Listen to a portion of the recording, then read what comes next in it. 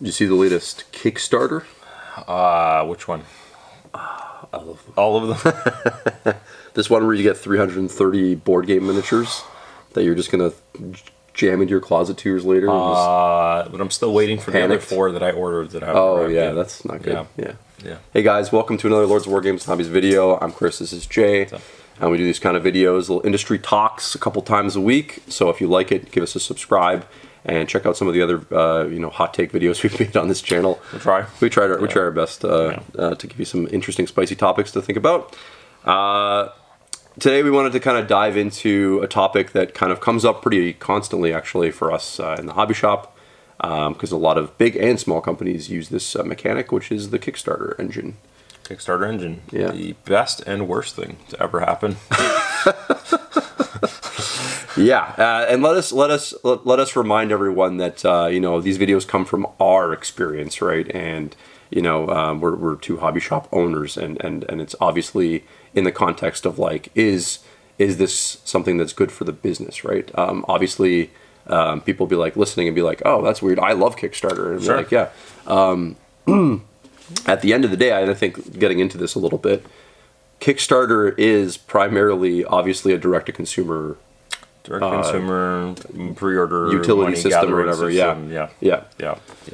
It does fall. It does have one critical problem, at least for us, and you could say for yourself too, if you're a consumer of it, is just be mindful. Whatever you kickstart, will probably not have a life in a store most of the time. So yeah, that's a good kind of thing to lead off on. Is ultimately the sort of like promise of Kickstarter is that you're getting, it lets a small company raise the capital they need to make something, right? Yeah. And I think that's a really great thing. I think obviously in itself, but I think what it's morphed into. And what a lot of companies, like we'll get into, like Cool Mini or Not's probably the poster child for this. Mm-hmm. But other companies, even like Scale 75, some of the medium-sized like paint or miniature companies, Red Grass Games, some of these companies, even Corvus Belli's been using Kickstarter for a couple of things more recently. They have, what they're actually really using it for is to pre-order, is a safe way to pre-order something with their clients, and a way to capture the most amount of money as well, because it's direct to consumer and they're going to cut out the middleman, i.e. us, essentially. And you're capitalizing on maximum hype, because if you birth or create, it's crazy. You just have to make some 3D renders and give to a Google trailer of something that a slice of fans really, really wants, and they'll just throw money at it, And the reality of the product can't get in the way of the promise, right? Because it's like it could be anything. It could be so like if it's paint, for example, like you can like watch a video and be like, it's everything I ever wanted in a paint. Yes. But you've not even used it. So that's the beauty of this like Kickstarter promise, is that it could be the best board game you've ever played, but you like don't know that, right? So it's a weird. The sweet sugar on top is always the deal too, because they know that. So they've worked it out that giving you 4 times what a normal box is only costs them a little bit more money. Yeah. Because they're going to make everything in a huge scale batch anyway. It's all going to get, if it's a board game, all those board game minis are going to get printed in the same print run in China somewhere. So giving you 2 or 3 extra is only a fraction more. It doesn't require the same commitment as a normal restocking, etc. So they're able to give you like just an obscene amount of stuff for only whatever it is. They'll give you $400 worth of stuff for $100. And I'll give them a bit of credit here. Like I think with board games specifically, I think it does help them get the price point down for the retailer and the other customers that are going to buy in after. I think with the board games, it's fine, because board games there's so many that come out every year, and they're like books. There's just so many of them. There's lots of good ones. It's okay. And if it's really good, it's like no one's going to stop buying the book. That's the thing. Is like ultimately like a platinum bestseller or whatever. Yeah. It's the weirdly. There's certain niche ones that come loaded with certain things that you're like, I don't know. After this run, I don't know if there's anyone else who's gonna care, because So the next point is like whatever gets kickstarted, and the more niche it is, the worse it is. Is everyone who wants that thing is going to get it through Kickstarter, and then that's the end of that. It's not going to live on. So I think I don't know if this is a good example, but probably one of the most famous in the miniature industry was Kingdom Death. Right. And it is a cool game. It has a crazy game designer owner who has crazy ideas. Anyway, long story short is it was a massive Kickstarter, lots of expansions and DLCs. It's a punishingly hard Dark Souls-esque board game with very cool miniatures, and I've had lots of people be like, but what if I can't believe it's not in stores? And I'm like, that's because the Kickstarter was like, everything was given out in the Kickstarter. The guy gave you everything, like tons and tons of stuff. So there's nothing left. Like, I don't think if I put it on the shelf, anyone would bother. They would be like, well, it's so copiously expensive for what it is too. Like, what it would have to cost, right? Example, like, it's you're right. Like, those are the types of games where I'm like almost like glad they don't even come to retail, because I don't even want to have to think about whether I'm going to carry it or not. Yeah, it's kind of a pill. Yeah, and like games like Dark Souls that are kind of these like hybrid board game miniature games that have gone through Kickstarter. We've over the years have attempted and sprinkled in these things. For us at least, they never have done well. No, because like you said, they've kind of attritioned their own clientele already, to the point like everyone who's the most excited person already purchased that thing. Yeah. And then like, okay, and then using that to move more into the miniature realm, this is where it gets even more, I think, toxic or like not great.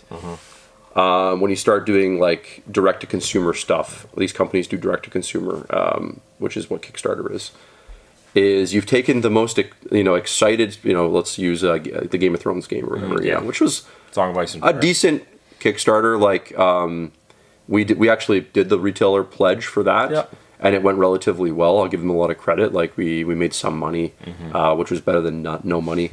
And I think they did a good job of not overcommitting like future releases to the Kickstarter people, so that when stuff was actually coming out, it was new even to the Kickstarter people. Yeah.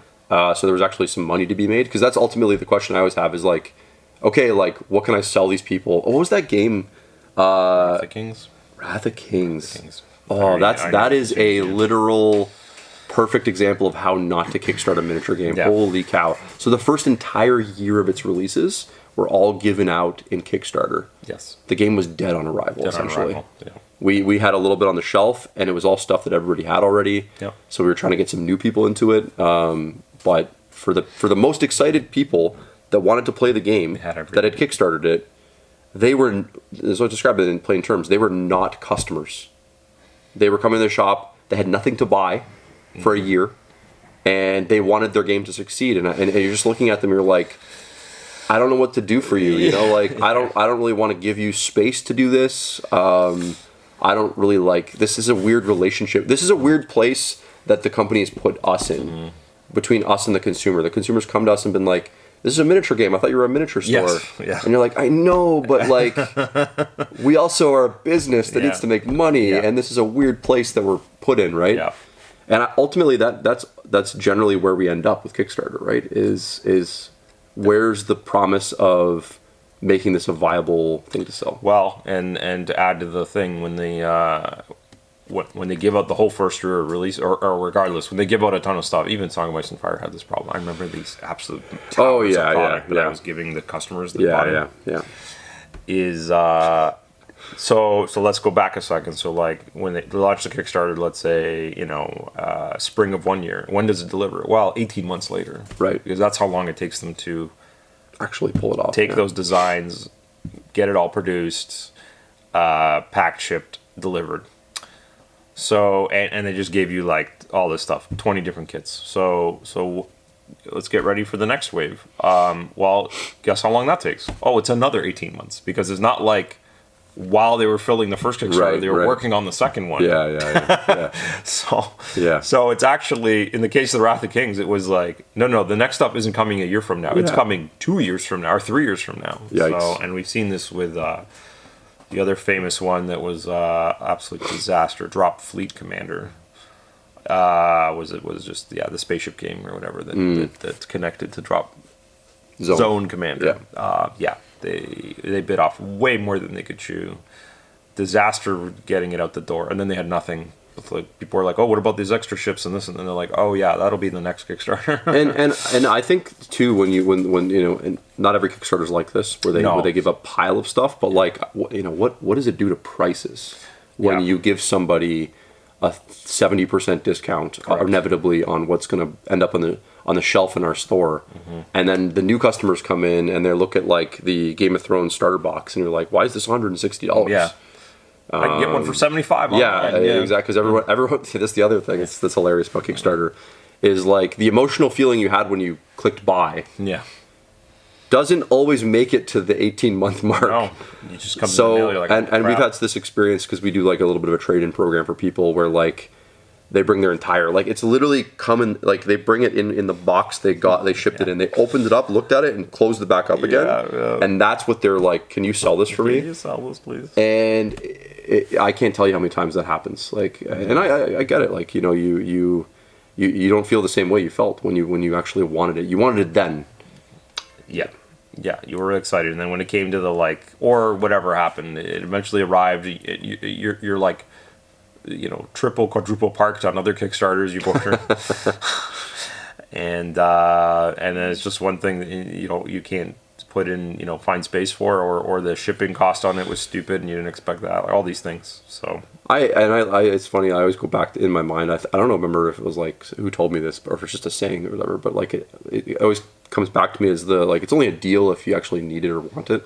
Sure. And it, like, Kickstarter just reminds me of that. It's like people end up with like hundreds and hundreds of these like board game minis or board game quality models, and it seems like a stupidly good deal. But if you don't use them or want them or like actually going to finish them, then like, what did you didn't save it? You didn't save any money, right? Also, it's the like now this immense hobby project you've now been doing, which is like, man, I don't know, it's daunting, right? Usually, it's so daunting. Yeah. Usually, I don't know about people watching, but like, whether it's Warhammer or another game, you kind of go at it a box at a time. Chunks, it's like chunks at a time. But when you have like 200 little minis there, and I was thinking like, that like Marvel United Kickstarter game that came out. I'm like, that's a great example. It's like, I was just thinking like in context with like my Marvel Crisis Protocol edition or whatever. Yeah, I'm like, I'm kind of at the point where I think I have about 30 Marvel models that aren't painted to my like 60 that are finished. It's not a terrible ratio. I'm kind of trying to fix that recently. I'm trying to work on them again. Yep. But there's something about having like so much in front of you that like really puts you off, I think. Yeah. And I think like if I'm just trying to imagine like 200 Marvel characters at once, I'd just be like, no. Yeah, or the Song of Ice and Fire was literally hundreds of minis because it's an army game. Yeah, it's true. Okay. Yeah. Like, if you wanted to just do like the Lannister half of the box, it's like 50 minis or whatever. Well, so to pivot back to so obviously a lot of these companies do retailer pledge stuff, and let's try to put our like, okay, what's the best version of a Kickstarter you can imagine that actually works for us, works for the customer when you're actually happy with it? Yeah. Does that exist for you? Well, I've only ever really seen it with, at least, and we've done it here in the store, is like hobby things like paints or tools or brushes. Right. Consumables. Because they're consumables. Yeah. With miniatures, I mean, Infinite or Corvus Belli is like okay success. What they do, they'll do a Kickstarter of a bunch of minis of some sort, and they'll just be an alternate sculpt of a regular release they're planning to release. It's the least amount of harm, I guess you could put it that way. Yeah, so they're like, look, it's not really, I don't know. They're like, we're going to release them. There's going to be a general release of this thing. But if you order this Kickstarter, I don't know. They do it for like, they kind of do it for, it's like, it's their equivalent of a Games Workshop boxed game. Yeah, like they're doing it with Warcrow Adventures again, right? But their skirmish Warcrow is going to be like all stuff that comes out in the retail store. Yeah, so they kind of make it like adjacent. It overlaps a little, but it's not like the main thing of their wall, I guess. And it's okay. I find my Corvus Belli customers who buy their Kickstarters are still consuming their, like, it's just like a side thing. I don't know. Yeah. Although that being said, like, I don't know, Aristea wasn't that exciting, or it didn't do that well. No. I don't know why. I think if that was just released as a regular thing, maybe it would have been okay. But then it allowed them to dabble. I'm sure they learned a lot from that process. Right. So I don't know. Yeah. Yeah, more recently, I think like the last thing that we kickstarted that I think like we came out at, like looking good on was like the drop in ready paints, which felt pretty good. 'Cause Paints, the sure. company was like, yeah, we'll ship it to you for free. Yep. We're gonna make this hassle free to get into your retail store. It was ultimately like an easy decision for us to do it, and I think that's ultimately what it is. It's like I think when it doesn't go well, because like a lot of companies will be like, well, we have a retailer pledge thing. You're like, yeah, but you want us to buy 12 copies of a board game I've never played. Yeah. You know, and we're relatively small hobby shop. We don't carry like 12 copies of anything. No. Yeah. It's a big ask, right? It can be. Yeah. I don't know. It has to be really slam dunk, and I mean, even then, even if there's a retailer Kickstarter, it's kind of funny. Like I would say the main perk is that usually it's a deal for us as well. Like the costs are at their lowest that they'll be, but we still get it last. Yeah, and that's like the other thing. Last. Yeah, like they ship ours like way at the end, almost like an afterthought. So you've created once again you've created an incentive for the customer to just bypass the retailer. Yeah. It's like why would I wait?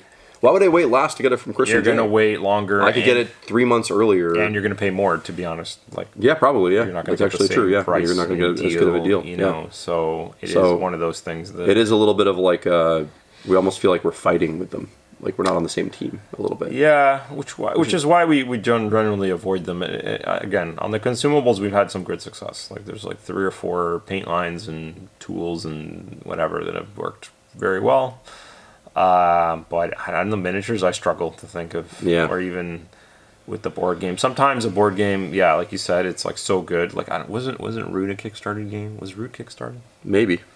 If it was like it, so this actually is this small segue as we always do. This could be a separate video about the.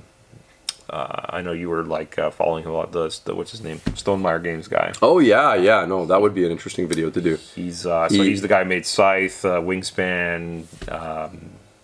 Well, there's a few other games he's made, but he's famous for being like, I think he did the Kickstarter and then he gave a whole thing. So I believe Scythe was the last game they Kickstarted, I believe, and then he wrote this like basically essay on why Kickstarter wasn't like basically why a company should leave Kickstarter behind at some point, at some growth point. Yeah. Basically, which is awesome, and I really love how he kind of put it in terms of like at some point. It's actually counterproductive for a company of that size to be dealing with 1,000 or 500,000 individual customers. Right. Like, what's the point of having this like retail distribution model if, you know, they can? It's like we can deal with 3 people, or we can deal with 500,000 people. Yeah. Individual orders and complaints and customer. Yes. You know what I mean? And if you just made it, manufactured it, and then gave it to distributors, then you just it's like way less stressful. So. Yeah, and the game won't die. And look, we just had like a Wingspan, not expansion, but like a new Wormspan game come out, and that's the first time you can buy it. It is a retail store. So like, you know, we're more likely to carry it. We're excited to bring it in. Yes. And I think that's where you want to be. I think personally, because ultimately, if you're a company that makes games, don't you want individual hobby shops to be excited to sell your products as opposed to be like, oh, cool mini or not? No, I don't know, man. Like they just like. Well, it means that once you become a fixture at stores, then it's set up for the like to be growing or just be making money over long term, like, you know, however long you want, as opposed to just these massive bursts. Yeah. And then if you don't have a good like you might do several Kickstarters, and then if you don't have another cool idea or one flops, then that's like kind of it. Or that's the other thing too. If you're a company that only Kickstarters things and you have like 2 smash hits and then the third one is a complete like explosion dud failure, people may not buy from you again. Like that could be it. So that's true. You know, I don't know. Yeah. Well, what are your experiences with Kickstarter? Do you like them? Have you done any ones and been happy when you got your products and actually used them and enjoyed them, or do you find that you're the person who you get the box and you're like, oh yeah, I ordered this. Okay, Closet, Marketplace, Kijiji, whatever. Tell us in the comment section below. If you like these kind of videos, check out our other stuff. Give us a subscribe, and you can check us out on Patreon where you can help us out to make more and better content. We're going to be doing Patreon exclusive content soon when we hit our membership goal. And until next time, take care. Thanks.